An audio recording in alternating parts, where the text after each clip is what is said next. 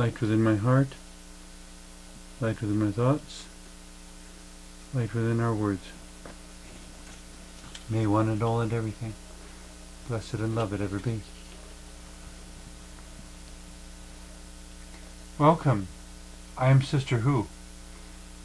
With me on the show today, I have my friend Karen Lewis, and we've had a number of wonderfully animated conversations about all sorts of things. And I think that the important thing on all these subjects is not so much what tentative conclusions we might draw, is that we're keeping the dialogue going, and that we are willing to look at things more deeply and ask questions, even hard questions that have no answers, and to throw possibilities out there so that we can be more aware of how individually as persons and collectively as humanity we're evolving and becoming more than we were, more than in some cases we ever thought we could be,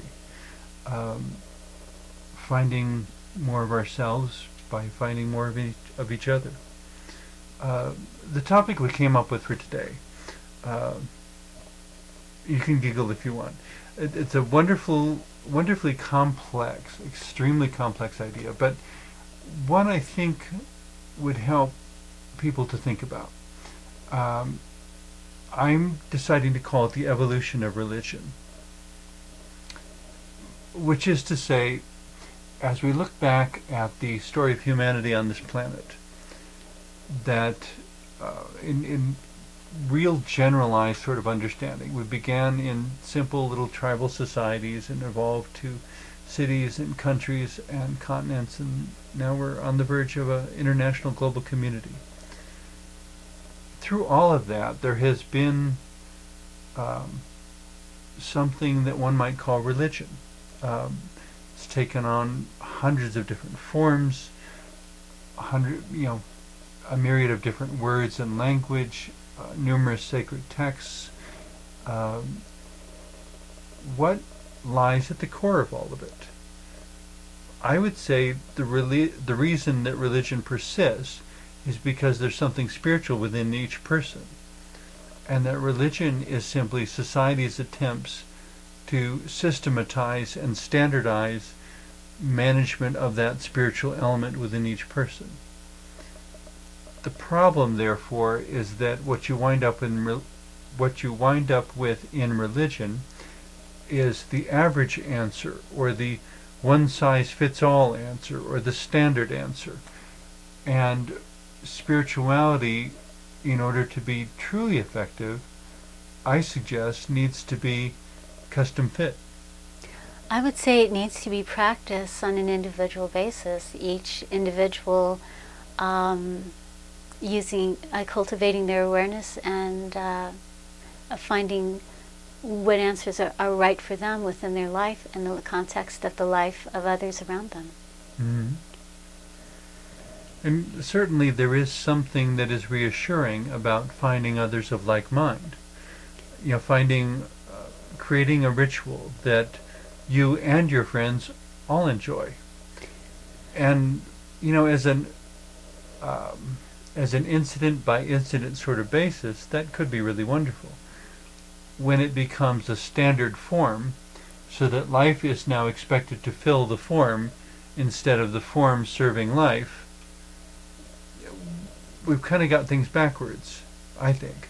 Well, and I guess that's where the spectrum and the complexity of this discussion kicks in, because with many religions, you might think of a religion as a standard form, mm-hmm. and people have to fill out the sheet, and check off the boxes, and some people don't fill out the form completely, but they still, are part of that community or whatnot, and they still submit that form and whatnot. Well, an interesting quirk of your metaphor, though, is that any form, has questions or answers on it, and you circle the right answer or check the box or whatever. Your personal spirituality may not be effectively described by those questions. And I would say, in fact, it never does by anyone within any religion, because each individual has their own concept of whatever the religion is, that's going to differ from every other person in that religious community. So it's, in a sense, we're saying it's impossible to create a form that is custom fit to the individual. And so you're always battling against the inaccuracies that creep in simply by selecting the questions. I would say that if one were to give a questionnaire to every human on the planet that was something that would cover all of the religions, perhaps the ones that people 3,000 questions or more, and then have everyone only fill out the ones that apply to them, the boxes that apply to them, and then come back perhaps with something where there's virtually an overlap, within those things, and perhaps that might be one way to find out what is common. Well, it would certainly get us more information to deal with. But you were about to say what was common? What is common, what is behind, what is at the heart of what spirituality is to individuals. That being different from religion, as religion is something that is acknowledged by a community, and spirituality is how a person lives their life. Okay. So you make the distinction along the lines of application. Yes. That it's spirituality is an idea that is applied. I would say it is the person's individual concept of, if you will, what is right to do, what they ought to do to be a spiritual or a whole person in their life. So you would say spirituality is inseparable from individuality. They're not equivalent, but they're inseparable. In that sense, yes. One always has to have the other. That you can't have spirituality without individuality. Simply by being an individual, one has the potential for spirituality. Not all people are spiritual people, however. However, most people feel that the need to be in a religious community or in a spiritual context at some point in their lives. And I'm not denying that religious involvement is genuinely helpful and has integrity for some people. That being said, I have met individuals who I would describe as extremely religious, but spiritually bankrupt. That's exactly, that's why I'm trying to get to this interpretation, because some people think of it as being in a yoga class. Some people prefer... Okay. Since you're a yoga teacher, since I'm a yoga teacher. Some people prefer to have yoga in a class. They prefer one kind of yoga over another. They prefer one teacher over a different yoga teacher. But other people take what is most meaningful to them within class, and they'll take it home and they'll practice it. They'll have a home practice. Some people naturally develop a home practice. Isn't that the basis for spirituality? Can you be a spiritual person without a personal practice? That's where the metaphor kind of breaks down, because the way that I feel is how one practices is one's life. One's spirituality is embodied in one's life, or in this metaphor, in what one does. Some people are happy just to have yoga classes and only do yoga with a group, and other people take it deeper, find that there's more in there that goes deeper, that cannot be embodied within the short time that they're in the class, and they take that into their lives. Well, if memory serves me correctly, there's a parable in one of the Gospels in the Bible in which, if I remember correctly, Jesus was asked something about the final judgment, and he told this parable of the sheep and the goats, putting all the sheep on one side and all the goats on the other side, and essentially what divides them is that he basically says, I was hungry and you gave me to eat. I was naked and you clothed me. I was thirsty and you gave me to drink. I was homeless and you gave me shelter. And those who did it were the good ones, and those who didn't do it were the bad ones. But the thing that distinguished them was simply what they did and didn't do. It was what their happened action. between, as some would say, between the head and the heart. When the idea moves from an understanding to something that you do with passion or compassion, if you will. That With it awareness. becomes a lived out reality. And of course the problem with every religion that's ever been attacked, I suspect, is that at the point at which a religion is attacked, it has moved from the heart back to the head, and has become nothing but a form, and has lost its passion and compassion within. And The one additional caveat, though, would be those who mix a passion of the heart with a dogma of the mind and become even judgmental, even violently so, toward those who disagree.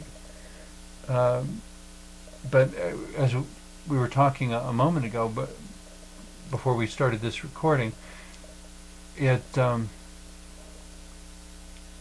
in order to render a good decision on that complex subject, we would need a perspective that we don't have. We would need to be able to look at more than just the physical part of life that we're able to see, to say really who's right and who's wrong. And maybe it doesn't matter who's right and who's wrong. I really dislike divisions like right and wrong. That's polarized thinking. Yes. Which I try to avoid, but I also have to patronize or humor the world, because I live in a polarized, economically obsessed world, neither of which make much sense to me, but there's systems of thought and commerce with which I have to interface. On the other hand, I guess I don't know why. Maybe I'm living in a different world, perceptions. But what I see are a continuous spectrum of where I wouldn't say right and wrong. I would say instead things that are more effective and things that are less effective, and toward which end? Toward something that is what all people are moving towards when they're thinking of the term spirituality. Okay. When they're thinking in those terms, so many people have that document, that checklist, and if you check, and they check off these things and say, because I've checked these off, I'm a member of this community. And for some people that's enough, and other people don't belong to a community. To the amusing witticism, going into a church doesn't make you a Christian any more than going into a garage makes you a car. And it would be the same for any other religious system as well, that it has to be more than just rote enactment of the form. More than just acting it out, it has to be something you actually believe, something your heart does as much as your body does, so that when you approach it and engage in it, you are engaging body, mind, and spirit. Yes, I would say that if you're doing something without the heart, then it is an empty form. It is not. It might be religion, but it's not spirituality. Well, and it may even be socially empowering. It may even be psychologically empowering. But it's kind of, well, the way some people describe it sometimes, that their prayers bounce off the ceiling. They're trying to talk to God, and it's like they're not getting any higher than the ceiling. And which, when that happens, for myself, I always look for some, not necessarily higher, but some more subtle reason that sometimes, and it's never always the same thing, but sometimes this circumstance in my life has unfolded as a sort of guidance. That the reason my prayers are bouncing off the ceiling is because there was something else that was supposed to happen. Sometimes I'm not in the right place to be asking that. And consequently what I'm asking is somehow selfish or narcissistic or counterproductive in ways that I may not realize at the time. Good intentions and sometimes even action are not enough. Even with the heart in it, sometimes the circumstances are not quite right. And so it's beyond what a single human can do within their own life. Which is where I keep insisting, you know, in spirituality especially, but in so many things in life, I keep noticing, and so I keep insisting, and it just keeps reconfirming itself. It's not a recipe, it's a relationship. Yes. You know, that it's not follow these steps and you will be environmentally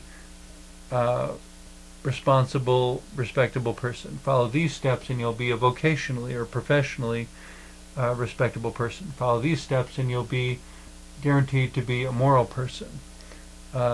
Follow these steps and you'll be a good father or a good mother or whatever. Life is more complex than that. Yeah, it's a relationship where everything is always shifting every moment, and you have to pay attention to the stories of everyone else involved. And the circumstances around every moment that one can act within. Which, coming back to our topic, the evolution of religion, bringing all that awareness and this moment-to-moment recognition that every situation could be totally unique from the last. It may have some things in common with the last, but not be the same. That in all of that, to find that ultimately life is about living. And in order to be alive, you have to engage in interdependent relationships rather than formulaic recipes. Either that or be a couch potato. I'm sorry? Either that or be a couch potato. Yeah. Some people choose not to act. Some people choose not to be aware. Some people choose simply to exist and be swept along by the circumstances in their life, by the environment around them and the things that come their way, rather than letting their spirit seek out or taking responsibility for their actions and what goes on within their surroundings, within their life. As much as I don't want to judge them in any way, shape, or form, yes, I find myself wondering, so what would be their spiritual growth by that experience? What would be their, are they between lessons, so to speak? Taking a breather? Taking a break. In some cases, I think they may be running away from exactly what they need to learn. But again, that kind of goes back to a statement we made earlier, that in order to make the determination, I would need a perspective I don't have. Those people, one would say, in a way, would have to judge that for themselves. It's their lives, it's their responsibility, it's their life lesson, if you will. And they're trying something. And also the people who genuinely, truly do love these couch potatoes, as you put it, figuring out what they will or won't contribute to that time out from life. If someone is taking a time out from life by simply marking time, whether because you love them you're able to provide a place in which they can do that, or whether someone's choice to be marking time also should be scheduled, if you will, to coincide with warm summer months, because they will find themselves homeless. I say that somewhat tongue-in-cheek, but the idea being that if someone wants to take a time out, you may decide that you love them enough to provide them with food, clothing, and shelter during that time out. Or you may decide after 3 years that it's gone on long enough, something needs to happen. I can't keep doing this for you. Well, then again, it's their responsibility. If they want to change circumstances, they'll have to initiate change. Things are going to change without their permission anyway. Mm-hmm. Change is the only constant in the universe, as the Greek philosopher said. Indeed. And change will come to them if they don't go to the change. So what sort of things, I wonder, initiate people to become religious beings, or to become spiritual individuals, or to be involved in both deeply? And to remember that it's not always the marking same time. thing for every person. Exactly. It's Each different person has for their own every reason. person. Yes. But what sort of things, initiate that type of awareness or awakening? I recall reading, there's a Lutheran minister who is not gay, who was doing a unicycle ride, and probably somebody watching the show, I know who you're talking about.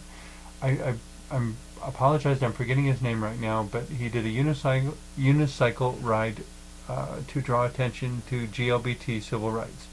And in there he made this really challenging statement that I questioned, and the more I thought about it, the more it made sense. And that was that everything always moves from mysticism to bureaucracy. Have you heard the statement before? No, I hadn't. And I thought, how disappointing, oh my goodness. But it makes sense. In each case, whether you want to talk about Jesus or Buddha or any of the various saints canonized by the Roman Catholic Church or anybody else, there is an initial mystical experience, a God experience, if you will. And and it totally lights them up. And then there are people who see this and want to have that experience too. But it's not their experience to have. And so for them it is not a spiritual experience, it's a religious experience. It's because they're trying to copy what they observed. right. And so it becomes a doesn't bureaucratic reenactment Okay. that, in my understanding, is never or rarely, or only if God wills it, effective in recreating the original experience. Which is why each person has to be responsible for their own spirituality. One can't buy the experiences, or one can't reenact the experiences. One can't copy the experiences of someone else and have the same results. Mm-hmm. One's a different person. Because that changes it to a recipe instead of being a relationship. And you can't have relationships by proxy. You have to have the relationship or don't have the relationship, but you can't do it through somebody else. Everything is different in one's own life compared to the life of that particular individual that is canonized or whatnot. Well, if you try to do a relationship through someone else, which I suppose is what a lot of people are trying to do through their religions, they create a relationship with their religion. They do not create a relationship with the divine. And to me, that's something else that divides religion from spirituality. Because spirituality is a relationship with the divine. Exactly. In one of my past newsletters, to kind of come at this whole discussion from the opposite angle, I said, I don't have any particular argument against the existence of institutionalized religions. Mm-hmm. However, I think that we need to get back to using our religions to support our relationship with God instead of using God to support our religions.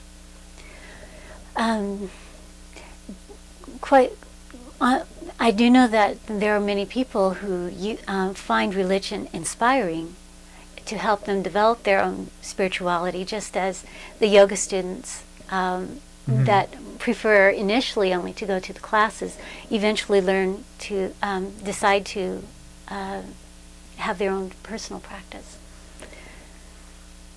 Which is to say that there are some people who are already doing that. Indeed. Using their religions to support their relationship with God. Yes. And there are a whole lot of people who are not doing it, including a lot of administrators of these religions.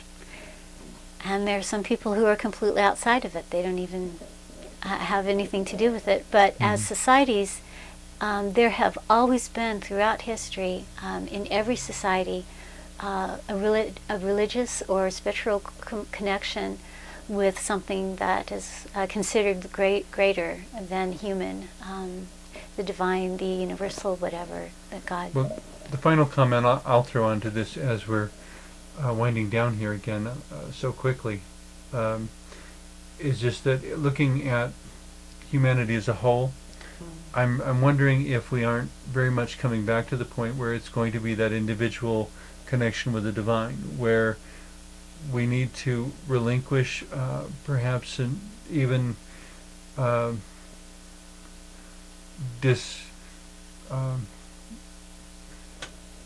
deconstruct, if you will, our religious systems and allow spirituality to become an individual thing again, and decide to what extent we want it to be a communal activity, and to encourage people to understand that you don't have to have a religious system in order to have spirituality.